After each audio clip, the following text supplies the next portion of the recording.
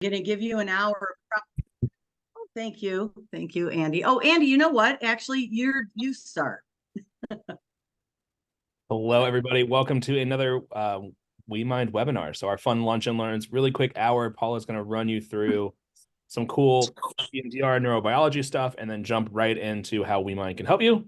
And without further ado, our fearless leader, Miss Paula Marucci. That's why I like Andy to introduce me. He's got such enthusiasm. Hey, I know that this is a work time, but you were never able to get back to me about my computer. I'm in a really important training right now, and I can't hear anything that the trainer is saying because of my computer. Is there any way that you could kind of figure out with me what might be going on?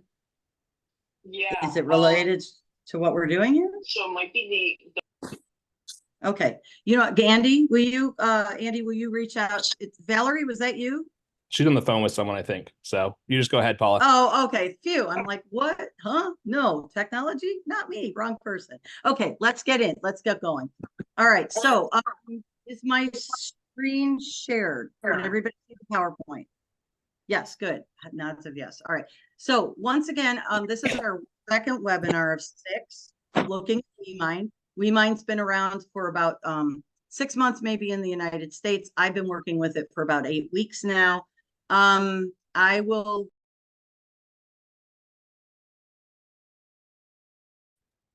Hey, Paula, somehow you muted. Okay, thank you. Here we are. All right. So the information that's going to be given today is to be added onto the hour that's already on our website. And then the information that we're going to be utilizing next time will also, there's 6 sessions in a row is what I'm saying. So our next date is Memorial Day, and we're not going to be here Memorial, hopefully. So it's going to be June 1st from 11 to 12 Central Time. So just mark that in your calendars. So we're going to hit a lot of information today. If you're familiar with me, you know I talk fast. We're going to talk about a lot. And then what you do is you go back and you listen to it several times, because that's just how it works. I don't like to waste time. So here we go.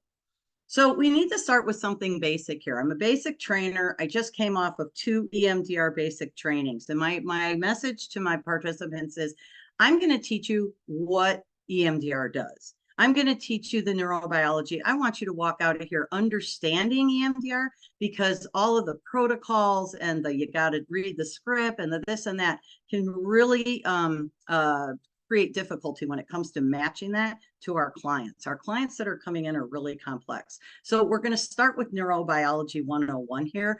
And just if some of this is a review, that's okay, because it's all going to build up to why WeMind works and what it is doing for us. And that's really exciting, because it's different than what we have been learning here in the United States with eye movements and REM and the AIP and that natural progression to adaptive neural networks. So let's start with Porges, who tells us that stress is a stimulant.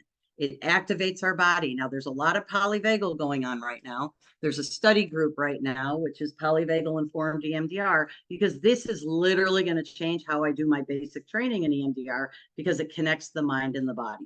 So a lot of the information from this is going to come from Rebecca Case. So stress is a stimulant. It's a physiological response. So there's some shift in the body. It stems from either something internal or external, and it's supposed to be temporary. You're supposed to leave your window of tolerance, survey your environment for danger, and then you're supposed to return back to homeostasis. That's what it was meant, how your brain and your body was meant to work together. There is healthy stress, but what we're working on is going to be toxic stress. Toxic stress being prolonged activation, where we are not going back to homeostasis. Toxic stress exceeds our capacity and duration threshold. So in other words, we're once again out of that window of tolerance. We are basically, if you want to look at it from a polyvagal perspective, we've shifted into sympathetic nervous system. Possibly we're in a ventral vagal shutdown. But we are able to identify it with post-traumatic stress disorder. This diagnosis came out in 1985. That's listed under trauma and stressor related disorder, hence that connection to the language of stress. FYI, before it was considered trauma and stress, it was considered anxiety, which is interesting. Anxiety is also in the sympathetic nervous system. So it's all good. We're all in the same place when it comes to polyvagal. Toxic stress is commonly at the root of all of these disorders that we're working with. Anybody that comes in with any type of symptom or behavior that's getting in the way of their functioning, we can pretty much track it back to what we're going to be looking at, which is our root cause. And the root cause is going to be a dysregulation and taking our client out of their window of tolerance. And for the purposes of what we're going to be talking about here, we're going to call that toxic stress. And once again, why we're going to call this toxic stress is because of this physiological change, because of this physiological response. Something has to change with our biology. And so there's a body change, which is polyvagal, and there's a brain change, which is what we focus on with EMDR. Dr. Shapiro defined trauma as any experience that has a lasting negative effect on an individual. So looking at Ebb's axiom, neurons that fire together, wire together, we're looking at complex trauma, whereas complex trauma is something that happens over a period of time. It's when a client is not able to escape. It's when a client doesn't experience safety. Generally, they're a child when this happens.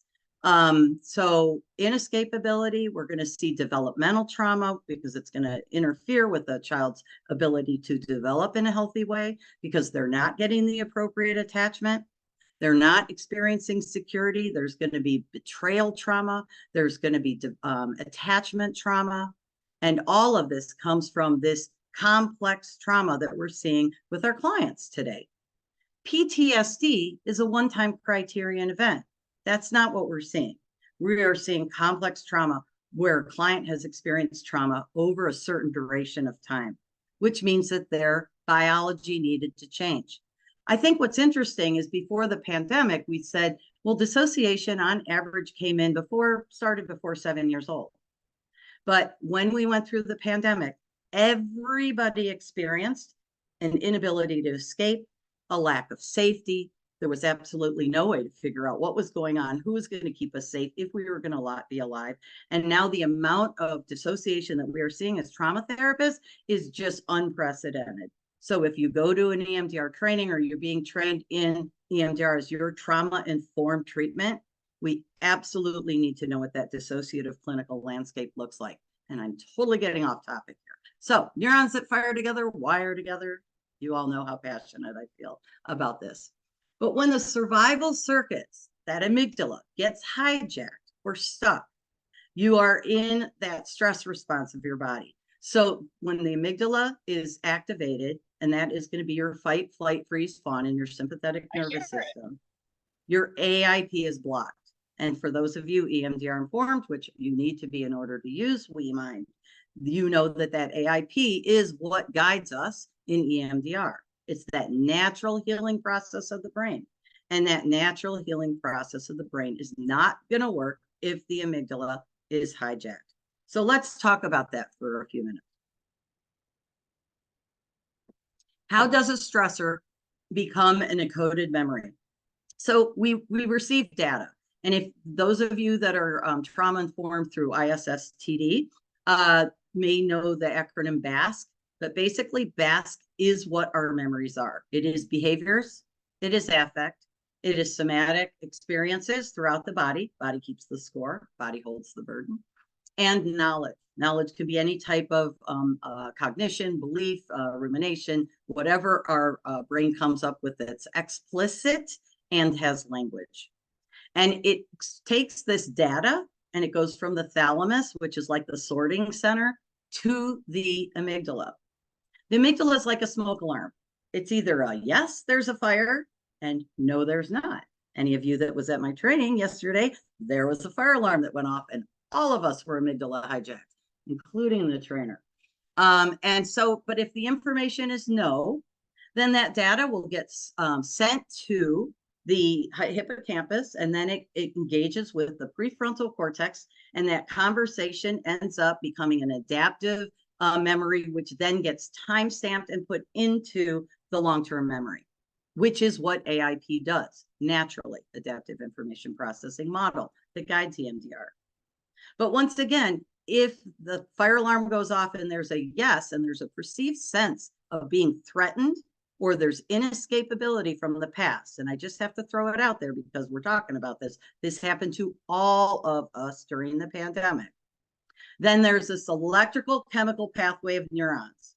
And I know this gets technical, but we're going to get into the technical today. There's an electrical chemical pathway of neurons jumping over synapses and transporting through neurons. And if you don't know what that means, you're going to in the next 10 minutes, because this is super important. And I want you to envision that electrical chemical pathway as being like a lightning storm.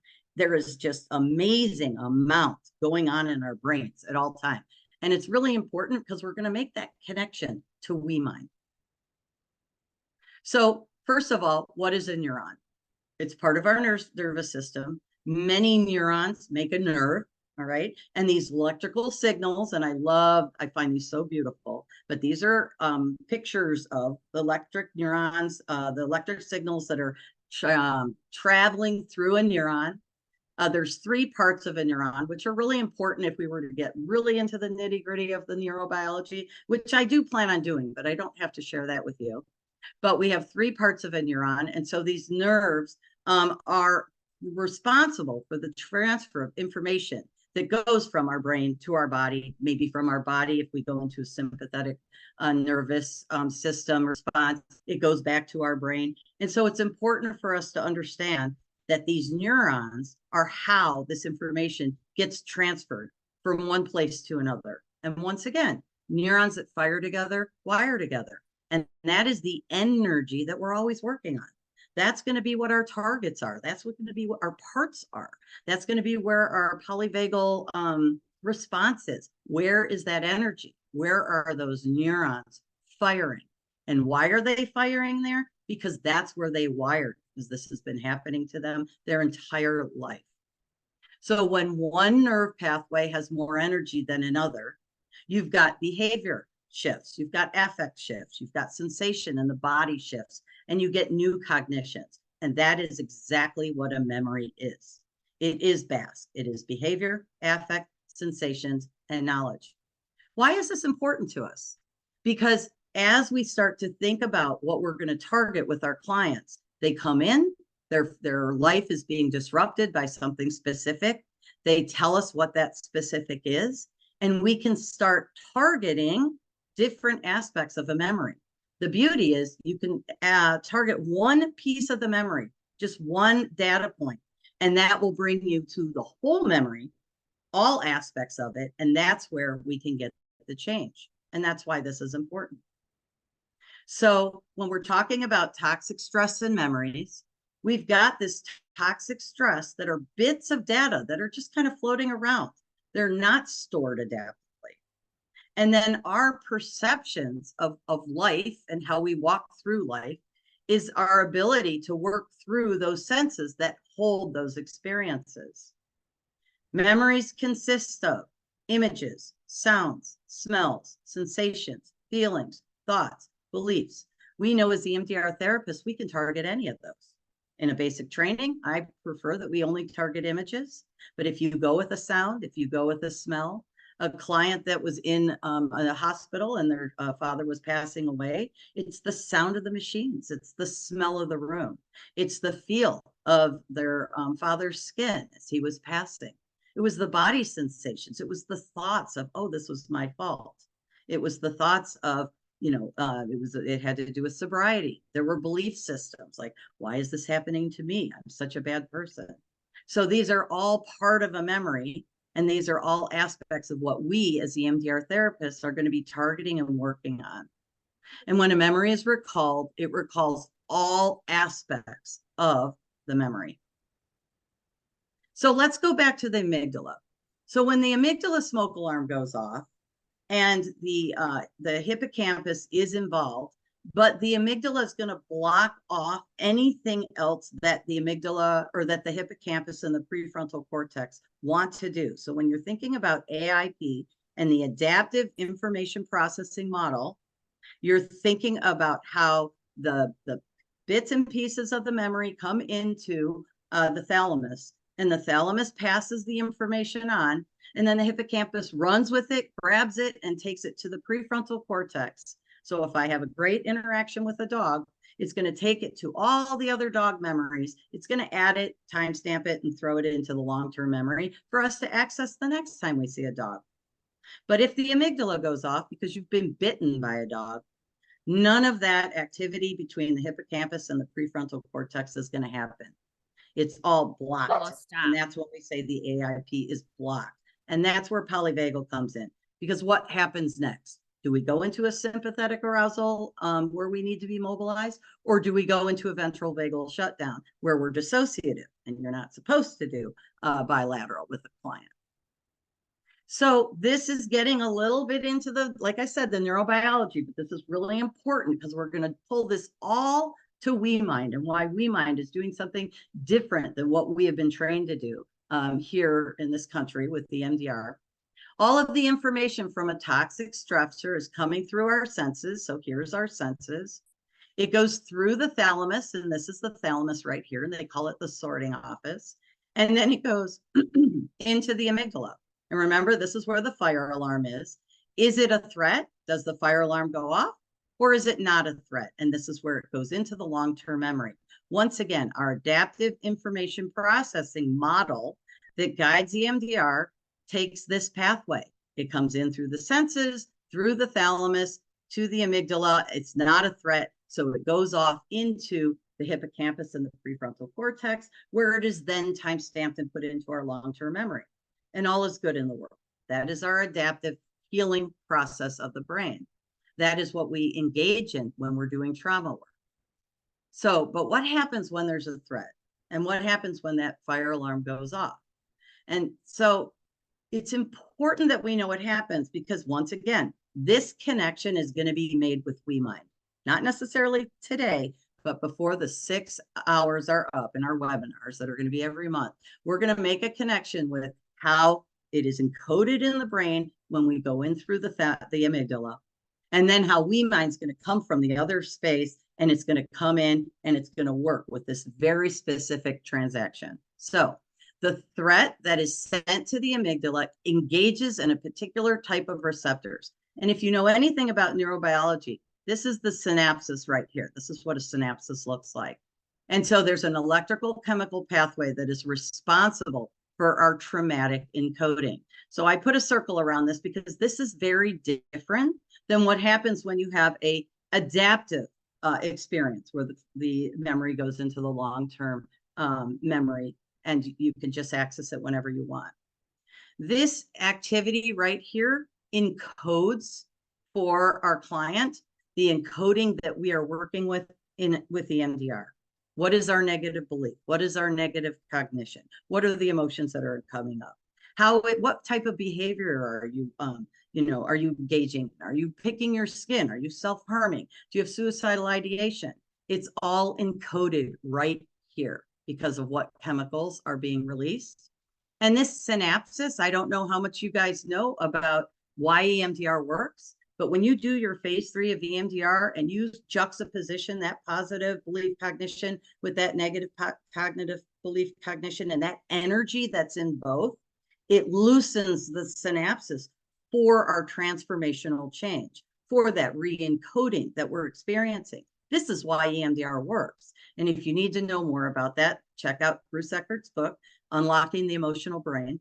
This is why in 20 minutes of EMDR, we can do 5 hours of talk therapy, because we can get in there with our bilateral and we can activate what needs to have happen to re-encode. And we're finding that the re-encoding with WeMind is so much faster. It's 49% more efficient than the tools that we're already using, which to me is just mind blowing. But anyway, that's why I'm doing this. So here we have this chemical reaction. And what I'll do in our next WeMind presentation is I'm literally going to break this down because we need to make the connection with what the MPA receptor is doing and how WeMind is going to come in and work specifically with how our trauma memories are encoded. So it's like EMDR, what we learn in our EMDR basic training, but we're focusing on the very beginning. We're focusing on when that memory is originally created. And so, we can use our standard protocol to go ahead and get that shift from the negative belief cognition to the positive, from that, child that was then moment to the adult this is now moment. We can move it through phase 4 and phase 5 and phase 6, moving it into phase 8 to do our reevaluation and integrating into our community, into our lives. But WeMind is just focusing on that phase 4 and phase 3 and phase 4, where it's getting in and it's doing some amazing rewiring of what's going on with our neurobiology. So there's a lot of words on this slide, and the only reason why I left them all on here is they're important. So I'm going to read them. You'll get the slides. You'll have this language if you need it. And if not, this is going to be a piece of what we're going to be talking about going into our next webinar. But the hippocampus is linked to the amygdala. So we know that, right? And it maintains a role in that when the information comes in through the amygdala gives it the check. It's okay. Let's go. And the hippocampus takes it off to the prefrontal cortex, and they do all kinds of great things. And that's what we do with the EMDR. We open up that superhighway, and then we have access to lots of adaptive information. A heightened amygdala response blocks that hippocampal pathway. So I want you to think about a toll gate where the toll gate's going down, and it says you are not allowed to access this superhighway. You cannot go to the prefrontal cortex because we have to save your life. Hence, where the smoke alarm goes off. And if you want to think about it from a parts perspective, you can look at it as protectors and managers and firefighters, all blocking the pathway to get to that inner child, that wounded child. But parts work there. So it interferes with our encoding of the experience in a healthy way. Because it blocks the amygdala and that hippocampus conversation, this unfavorable experience is stored maladaptively without context, perceptual context, or somatic representation. And that's Bergman. And Bergman is amazing when it comes to trying to understand how EMDR works. His language is complicated, but Rebecca Case did a really nice job of putting it in language that at least I understand. And then that prefrontal cortex is not accessible. Therefore, distress management, impulse control, and moderate autonomic activation, that damper switch is locked out. And what we're going to see is that all of that comes right back online with one session of WeMind. It is amazing how quickly it gets in there, and it just opens everything up. I'm not going into the whole 8 phases. You can watch the first webinar for that, because we talked about using WeMind with our 8 phases of EMDR, because that's how we learn it in this country and in Canada. But for this particular presentation, we're just looking at what's going on right here in this moment, because it is it's important that we understand that WeMind is doing something different. I'm getting responses on how WeMind's going, and where people are getting tripped up is really trying to take WeMind and put it into and implement it the way they've learned EMDR. And that's why I'm doing these 6 hours, because we need to look at this from a different perspective. And if you want to understand something, we got to understand how it works. I come from an engineering background. We got to figure out from start to finish what's going on if we're really going to be able to engage in these tools. So amygdala and prefrontal cortex, we want to think about that superhighway, right? If the amygdala is activated, that prefrontal cortex is not accessible. So when stressed, the amygdala blocks our access to our prefrontal cortex, which means there's no adaptive information processing working. And there's a whole polyvagal piece to this. When it comes to, are you in your sympathetic nervous system or in your dorsal vagal shutdown? And you have to go through your sympathetic to get to your dorsal vagal, and we use it color scheme, so it's yellow to red. And the key is you can go in with WeMind and you can desensitize and neutralize the amygdala hijack in the yellow and not go into the dorsal vagal. So that's for the very end of the presentation. But back to our amygdala and our prefrontal cortex superhighway here. I just have, my videos are always super short. This is just a 3-minute video talking about just some research that was recently done. I thought it was a good description of our superhighway. Here we go, hopefully.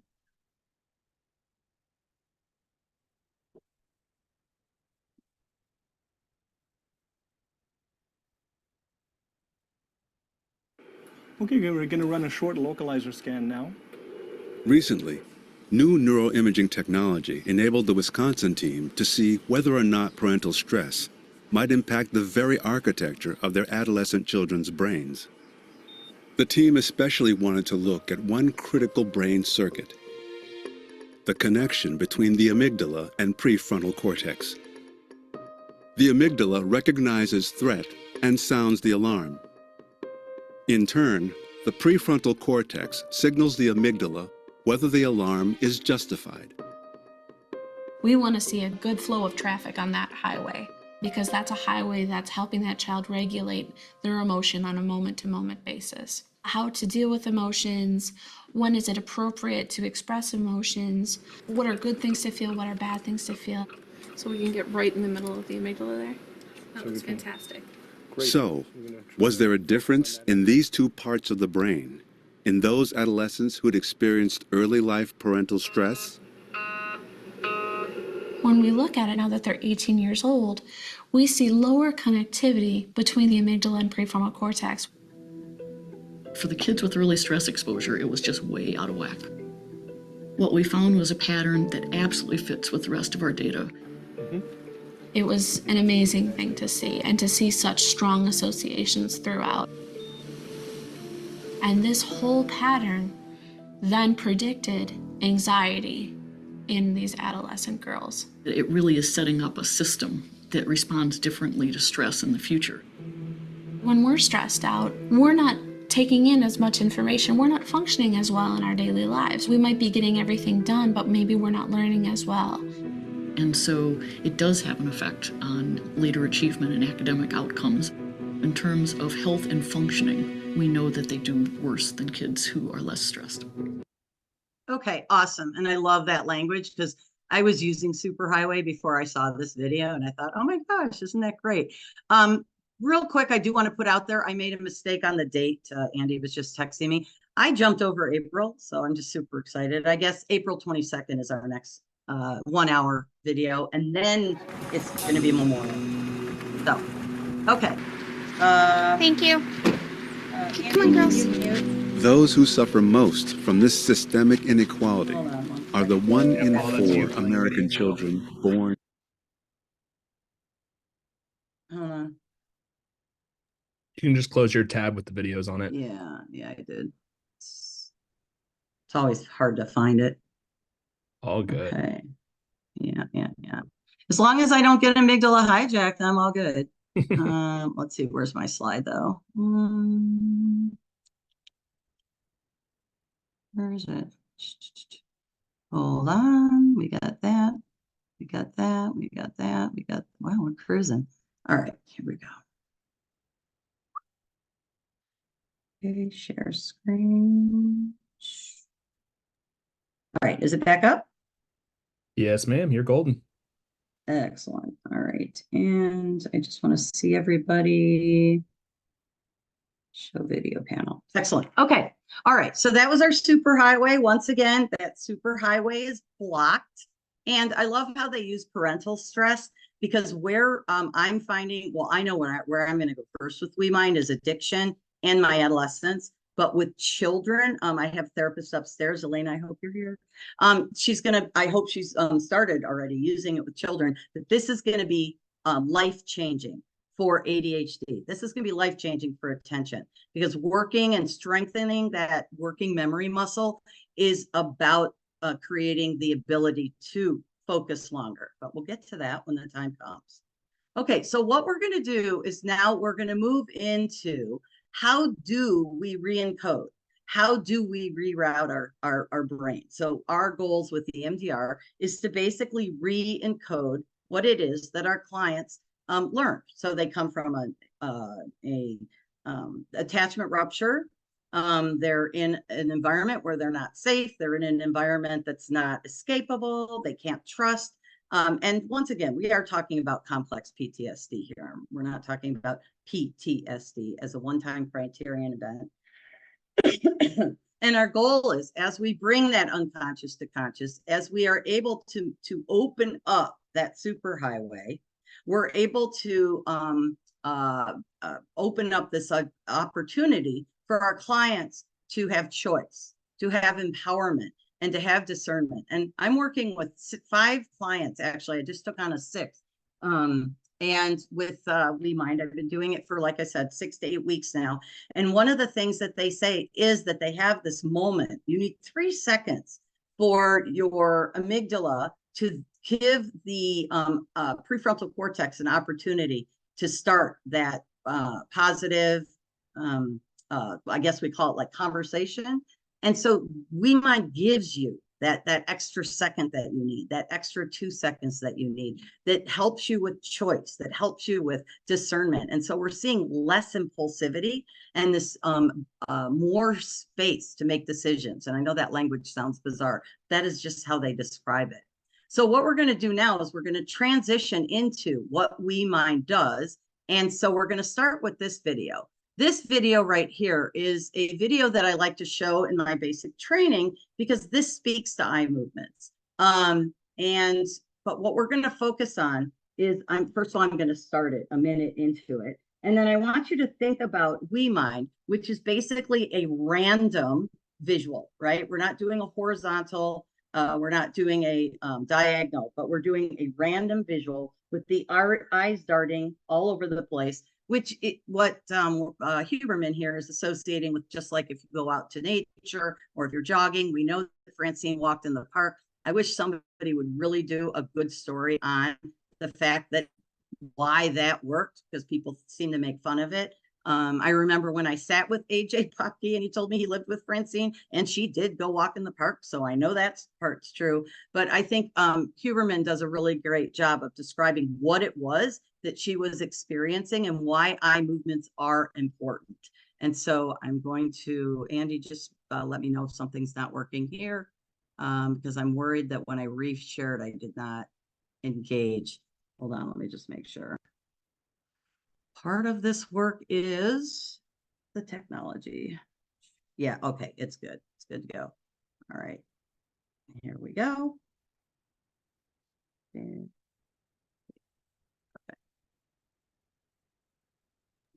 All right, here we go. Everyone knows that the brain is very plastic early in life. So from birth until about age 25, really talking about is neuroplasticity that's focused on unlearning. And most of the therapies for this, whether or not it's EMDR, eye movement desensitization reprocessing, or it's traditional psychoanalysis and psychotherapy, or it's somatic embodied release, big, Kundalini breathing type, almost all of those are designed to do something, which is to bring the person, or you bring yourself, into a state of heightened alertness, right? You can't do this stuff when you're sort of half asleep. Heightened alertness, and then focusing your attention on the traumatic or negative event. This is the way that it works. And then pairing that with something new. Traditionally this was done with things like NLP or in talk therapy, where people would feel the positive relationship with the therapist. That was kind of the main rationale, in association with this very traumatic, sometimes even shameful type events. And the idea is that you would simultaneously have those two experiences, the negative one and the feeling of safety, and you would rewire those circuitries. I actually believe that can work, but it can take a lot of times. It can take a lot of visits to the therapist, which is not to say it's bad. It's just not everyone has access to those resources. Things like eye movement desensitization reprocessing, simply moving the eyes laterally while recounting these negative events. The woman who devised this figured out that somehow when people recount these traumatic experiences, when they're doing these lateralized eye movements, not vertical eye movements, they somehow separate out the negative emotions. And I thought for years, people would ask me about this stuff, and I thought, this is ridiculous. First of all, I'm a vision scientist and I work on stress. It's like, there's no way. And then I really ate my words, because 4 papers, 2 in humans, 2 in mice, and then a 5th paper published in Nature, which is kind of our Super Bowl of scientific publishing, showed that these lateralized eye movements quiet the amygdala. They actually suppress activation of this threat detection center in the amygdala.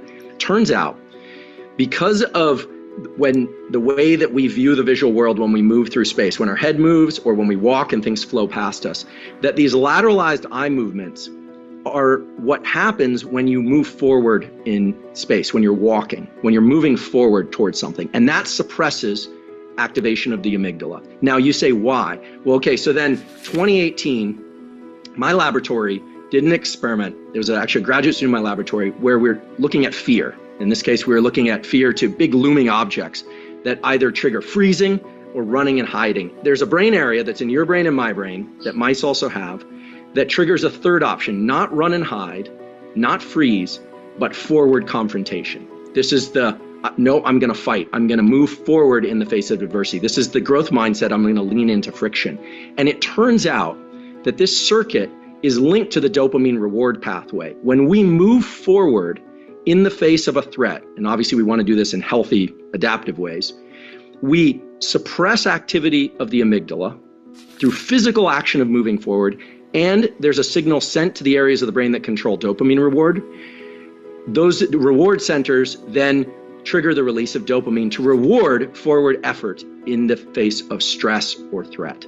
So when you hear about people saying, look, take some physical action when you're feeling exhausted, take some forward physical action when you're feeling overwhelmed by this traumatic experience. Now that could be in the form of a walk. Now this therapist, she figured out with EMDR, because you can't take people walking around for therapy sessions, she figured out that these lateralized eye movements are what triggers suppression of the amygdala, and it makes perfect sense because the amygdala, this threat detection center in our brain, it doesn't connect to the limbs. So how does it know if you're moving forward? Well, because the eyes are moving. You have these reflexive eye movements that move anytime you're moving through space. So to make this a little more succinct, it's really forward movement, action, pushing yourself across that threshold, not only rewards you, but it suppresses activity of the fear centers in the brain. And these are ancient hardwired mechanisms. These aren't hacks. These are things that Mother Nature installed in us. Okay, so I love that video. I didn't play the whole thing, but that leaning into friction and everything being centered around the amygdala and the release of dopamine, that's what we're going to talk about in our next webinar, because we're going to be able to connect through other research. And I believe I have, this is going to be the guy that we're going to be focusing on in our next webinar. And that's going to be connecting working memory to the release of dopamine, which then calms down the amygdala. So all of this with WeMind is amygdala focused. And the results that we're seeing are going to be different than, like my client said, when we do traditional EMDR, I'm able to make connections in the office and I walk out and I'm like, okay, I get it. I am good enough. You know, I did a little bit of parts work. I understand why my, protector part can be so cruel. It's my mom's voice. But he says that when he does WeMind, he like leaves and like his whole perception of life is different. Like something has changed. And I really believe that WeMind's going in and just putting out fires left and right with the amygdala. And then it's giving the client access to experiencing life, kind of like what Huberman's talking about right here, just everything about them. And the name We Mind comes from, this isn't just about the brain. This is about the mind. This is about energy and spirituality and, the top of Maslow's triangle. So that's to come. And I'm sorry I put June 1st on there. I'm so ahead of myself. It's April. And then May is the one where it's Memorial Day. And we're going to June 1st. So my bad. So the neurobiology that we're going to look at, because I want to make sure I leave a couple minutes for actually looking at WeMind, is we're going to look at the plasticity of the brain. We're going to look at the working memory and how it actually goes in and it works with the dopamine system, and it's going to go in and it's going to work with everything that we've talked about up until this point, and how it does it with the visual and the audio aspect, because working memory has 3 components that we want to look at. And so we're going to break down working memory, and then we're going to talk about how dopamine can really get in there and shift and change our working memory as a muscle and strengthen it. And as the working memory muscles strengthen, it's going to solve a lot of problems for a lot of our clients. So it's very different than what we're doing right now. And, goes along the same neurobiology. I said that I would move into looking at how we're going to work with this with addictions and eating disorders. And so I'm going to show you at the very end, and I really need to make sure I leave time for this. So I'm going to go through these slides really quickly. But there are scripts that go with 2 types of eating disorder and addiction work. One is going to be detour. All right. This is the detour script. And then one is Parnell's Connecting the Consequences. Those are the two that I use. Those are the two that we use. I've got a teammate, Bobby, that we're working on an advanced training. And, you know, this is part of the advanced training. And so what we do is you take the script and you literally cut and paste this script right into your WeMind. And then you go through, and while you're talking to your client, you just say, and I just did this weekend with one of my coaches at my training, and I'm just going to walk you through how this went. I said, what is your addiction? She said, vaping. I said, what made you start? When I quit smoking. What's the history? I smoked before before college. And then in college, I really didn't want to smoke anymore. I didn't like the smell, so I switched to vaping. What are times when you relapse? When I eat, when I wake up in the morning, and when I drive. And then recall a time when you felt resourceful. So with WeMind, and I'll show you how, we can really strengthen and enhance our positive resource states, because you can bring in your own pictures, you can bring in your own videos, you can have your client bring in. So my coach said that she felt really empowered when she moved to Chicago. And so she showed me a picture of Chicago with her family that she's now connected with. And so we used that to do our strengthening and enhancing for that strong internal resource state.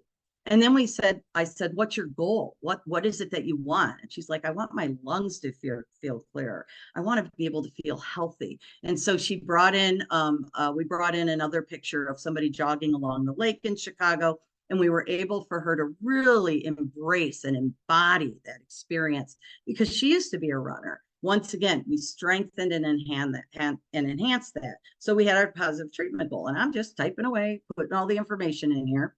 And then we go to, and this is detour, we go to our triggers. Her first trigger was after a meal. And I did one 20-minute session because it was after her training. We were all exhausted. She went out to dinner with her friends that night, or the other coaches, I should say. We were all up in Northern Illinois where it snowed a lot.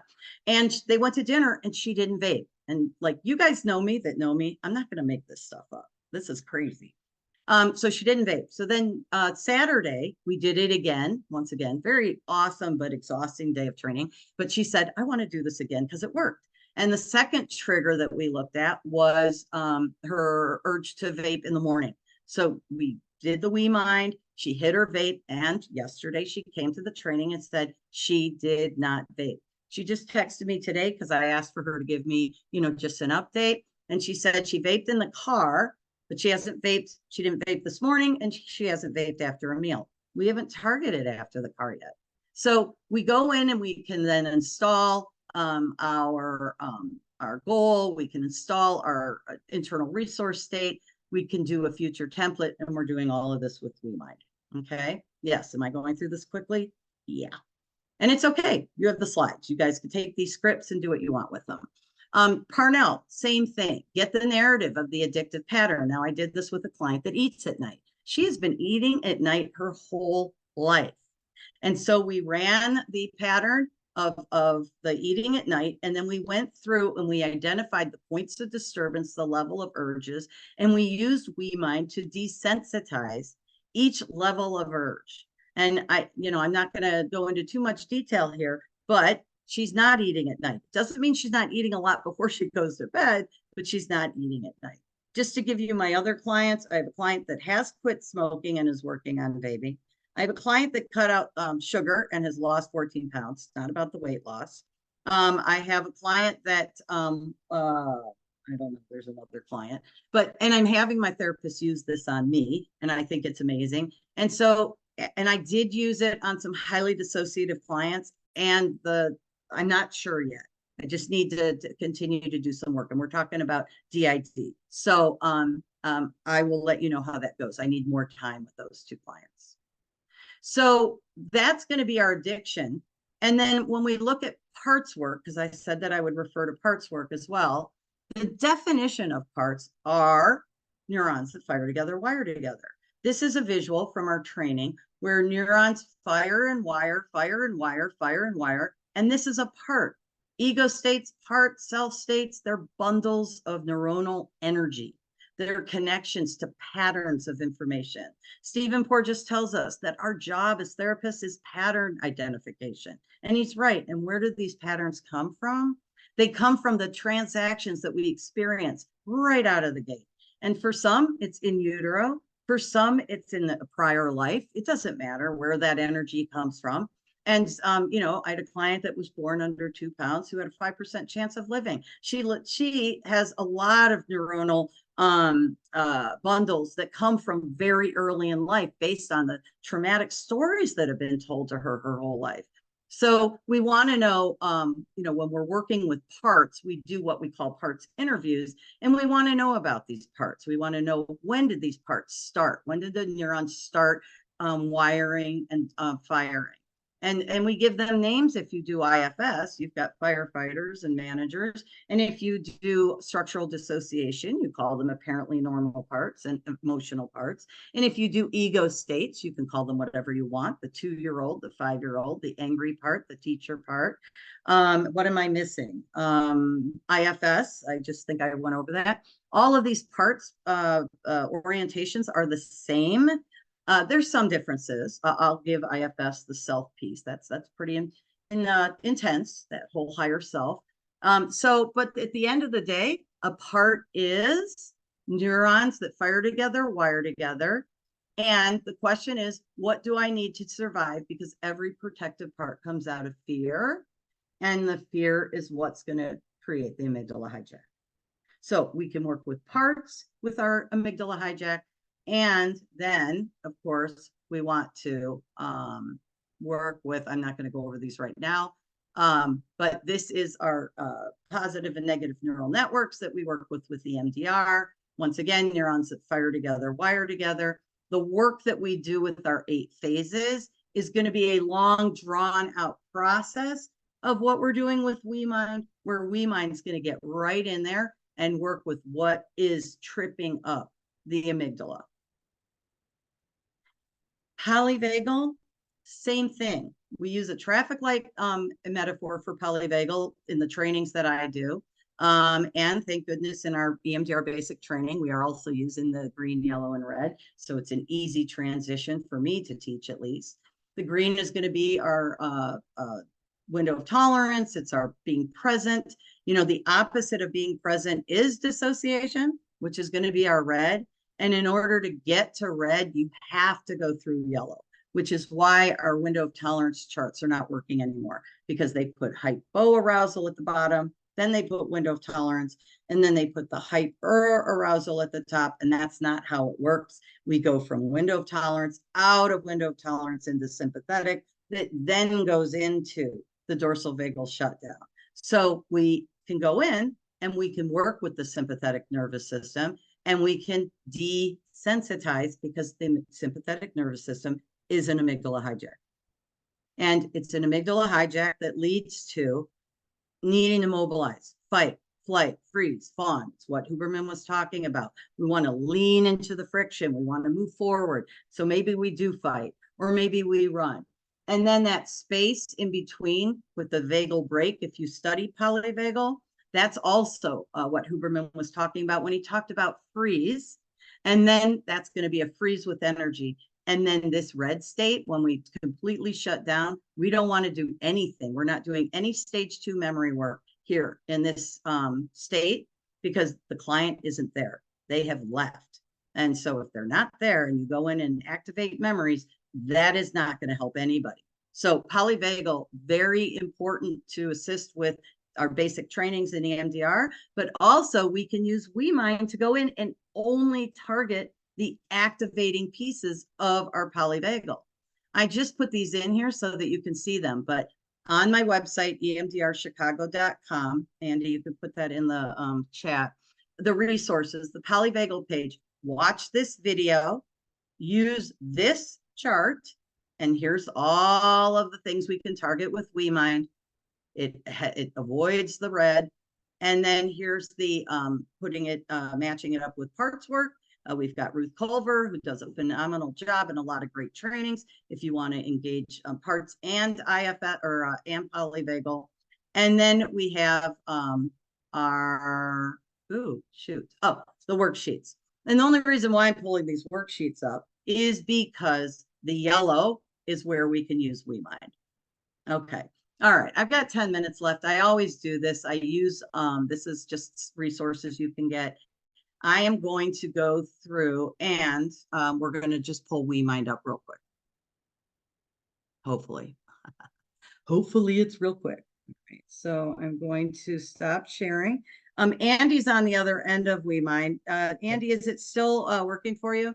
It's up. I see the waiting room. Okay. Do you see the gray ball? No ball, just the screen. Okay. Try it again. Now?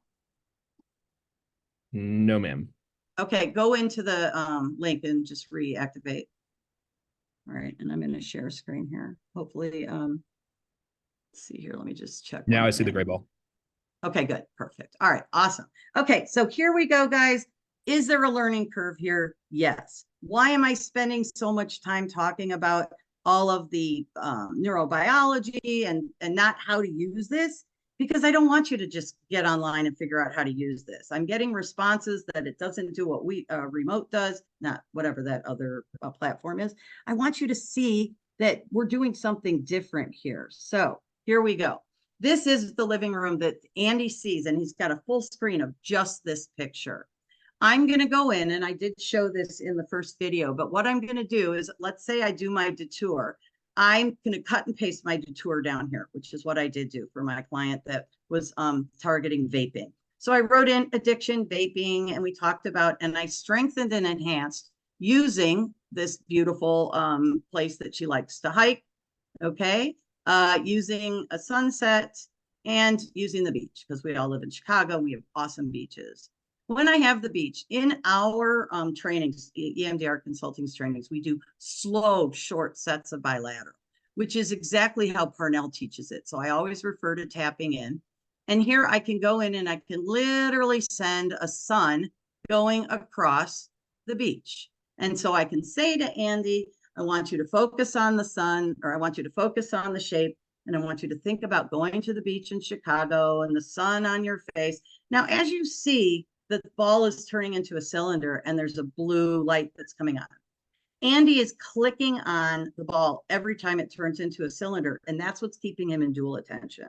Now, I can slow down the shift of the ball to a cylinder so that it's really slow, or we could have the client, they're working right now on having it not change if you want to have it not change. But right now, Andy is clicking on, and I can slow that down if I want to as far as the speed. So I'm strengthening and enhancing the beautiful beach. I'm strengthening and enhancing the woods. I'm strengthening and enhancing any picture your client wants to upload, which is awesome. Then in my detour, I'm going to go in and I'm going to talk about being empowered. So I'm talking about being empowered. Once again, my client talked about moving to Chicago with her kids. I put a picture of that up once again, and I did some bilateral. You know, this time I thought, well, I want her to see her kids because they're in the picture. So I'm going to do a diagonal bilateral. And so I did that. And so we strengthen and enhance that bilateral or that with the kids. And she could talk about Chicago, and she could talk about how empowered she felt and how strong she felt. And she's still engaging because we see her clicking and the blue box is lighting up. Okay, like I said, learning curve. So now what I'm going to do is I'm going to go into triggers and urges. That's detour. And I say, what's your first trigger? And she says, well, after meals. I always say, what is the worst part? That urge that I get. Ah, there's that word. Level of urge, 0 to 10. How strong is it? It's an 8. Okay, I want you to focus on that level of urge. So then what I'm going to do is I'm going to go in and I'm going to manually change, and I'm going to turn this to my AI component. We have an AI component that works the taxing or taxes the working memory right where the client has that sweet spot of being able to desensitize. So that's what we want. So I've got the AI component. I've decided I'm going to put my client in their office here. There's a couple different options for offices. And I'm going to start up the bilateral. I want to change the ball speed so that now it's an AI component. And here we go. Now I can do a diagonal. I can do a horizontal. But what I want to do, and this is what Huberman was showing with the eyes, I want to do a random. Okay, so Andy's following it around, and every time, because he's a gamer, he's really good at this, it changes. He's hitting the down arrow. But if you do it on your phone, it's like a video game, which is super cool. And then what I'm going to do is I'm going to add sound now, because working memory can do up to 3 to 5 things. So Andy, if you're on your computer or if you're on your phone, not sure, space bar for the computer, I'm going to start the sound. So Okay. now I've got the sound going. Do you hear it? I do. Yep. And so you can see that Andy's doing just fine with this, because we've got blues and greens coming across here. When I see a red, I know he missed. And so I'm not going to share that with my client. When you see a yellow, you know the AI is going down because it's too much for the client. But Andy's doing a great job. He's really cruising. 61% is really high, and he knows he's good because he's a gamer, like I said. And the adolescents love it. Everybody's competitive, and that's, you know, I try to stay away from that. So he's doing a great job. And then I want you to stop. And Andy, I want you to take a breath in, long exhale out. And I want you to identify 3 things in your room that are rectangles and tell me what they are. TV, mirror, and lamp. Excellent. And then I just want you to tell me 3 things that are red. The top of my water bottle, my debit card, and the zipper on my backpack. Excellent. And take that water bottle and just take a couple sips for me and just ground yourself. And so I'm going to stop there. There are other awesome things that we can do where we can upload our own videos. There's an exposure piece that you can add on where you can upload your own videos of exposures. I did a desensitization of a fear food with my eating disorder client. It was Twinkies. She doesn't eat Twinkies anymore. It's really fascinating what we can do with this. Also, if we're doing exposure, we can start the exposure really small and have it get larger and larger and larger while we have the ball darting around. For my client, her level of urge came down. I can record all of that here. I have found that I don't use this anymore. See how I'm just putting in my lower suds, and then I hit OK. I can cut and paste everything that I've done and put it right into my notes when the session is done. And then when you log out, everything disappears, and that's going to be your HIPAA piece. And then last but not least, there was one more thing I was going to say. Oh, up here is where you see your client. You're probably thinking, well, I got to see my client. I haven't figured this out yet, but I know that when you hit on the phone, it calls the client up, and you would see your client and your client would see you. So just know that that's an option, but I need to get hold of the guys in the Netherlands. Are super easy to work with. If you have any issues, call me and or reach out to me, and I'll get you in contact with them immediately. And then Andy, if you could just put in the chat the link to my EMDR resources, go to the bottom.